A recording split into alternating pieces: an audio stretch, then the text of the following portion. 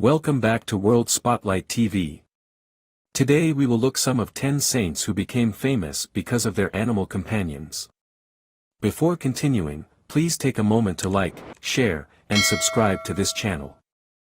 Most rational people concur that treating animals with kindness is always a good idea. A person is painted as more likable than anyone else if animals gravitate toward them. Therefore, it should come as no surprise that one of the characteristics ascribed to saints in Christianity is that animals of all kinds gravitate toward them. Here are 10 saints who became famous because of their animal companions.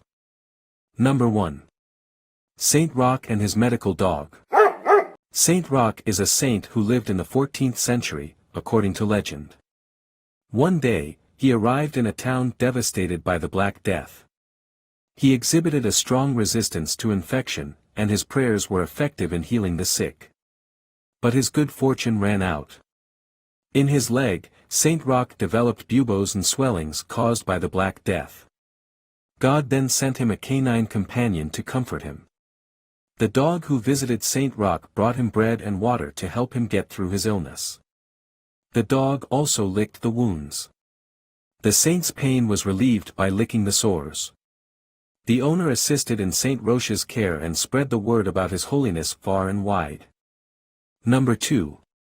Saint John Bosco and his dog. Saint John Bosco lived in 19th century Italy, and his life is fairly well documented.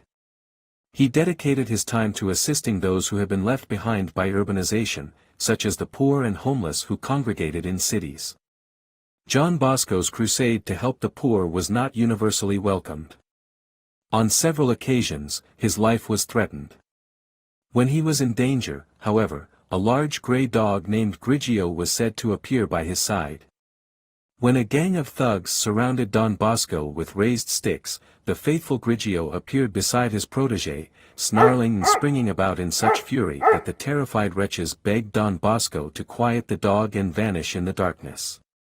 Number 3. Saint Francis of Paula and his trout. The most unusual relationship was that of Saint Francis of Paula and a trout. Saint Francis apparently adored his fish, Antonella.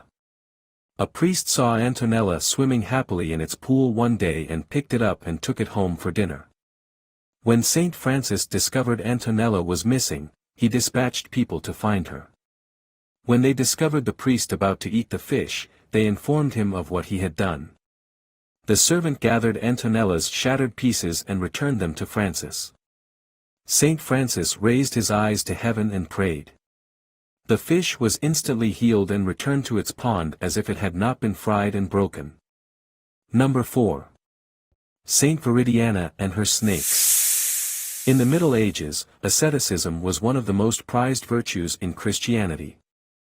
People of a holy disposition would starve themselves, live alone in the wilderness, and give away everything they owned to demonstrate that the things of this world had no meaning for them. Some would even barricade themselves in small chambers where they could only pray. One of these anchorites was Saint Viridiana.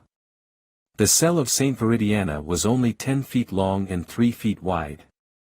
Viridiana remained there alone for the next 34 years. Apart from a pair of large snakes, he was alone. These snakes crept into the cell, and Saint Viridiana fed them from her meager rations. Number 5. Saint Meinrad and his ravens. Saint Meinrad of Einsiedeln was a Swiss monk who lived in the 9th century. Many visitors came to see him. Birds flocked to him as well, particularly a pair of ravens. He gave away any gifts given to him by guests to the poor. This proved to be his undoing when 2 robbers named Richard and Peter arrived to steal the gifts Meinrad was rumored to be hoarding. When they discovered the saint had nothing, they killed him in rage and fled. But not before the ravens discovered what they'd done. Meinrad's ravens followed the murders and dive-bombed them with horrifying shrieks. When the locals learned that the saint had been murdered, they quickly figured out who was responsible. Number 6. Saint Anthony the Great and his pig. Saint Anthony of Egypt, also known as Saint Anthony the Great, was hugely important in the development of Christianity. He was one of the desert fathers who were Christians that retreated into the wilderness to better practice their faith. Saint Anthony is sometimes called the father of all monks. In the desert, Saint Anthony found a number of animals to keep him company. The most famous of which was a pig. The pig was healed of a disease by Saint Anthony, and afterward, it came to the saint to remind him of when it was time to pray. In later centuries, pigs were sometimes taken to church on Saint Anthony's feast day to be blessed. Number 7. Saint Giles and his deer.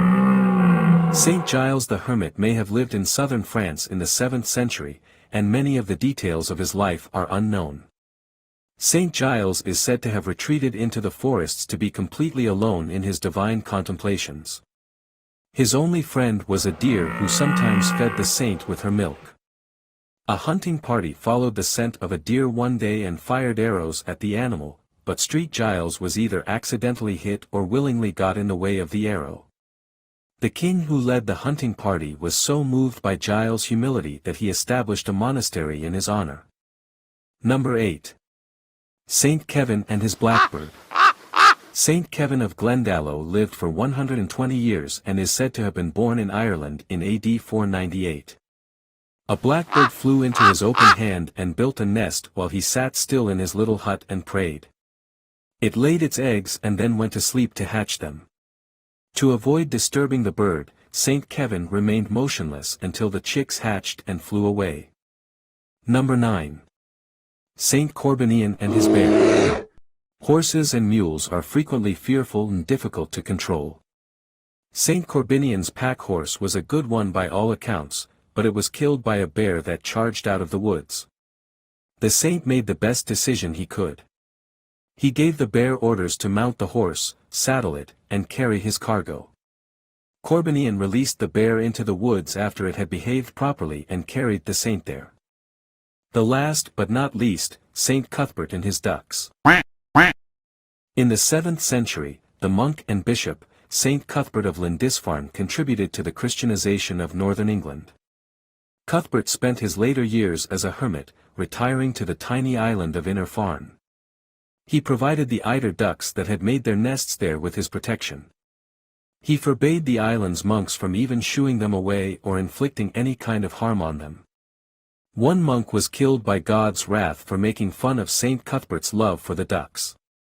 In honor of Saint Cuthbert, the eider duck is still referred to as the cuddy duck. They continue to lay many nests on Inner Farne. I sincerely hope you enjoy this video. If you have any requests or recommendations, just leave a comment below. Don't forget to like, share and subscribe to this channel.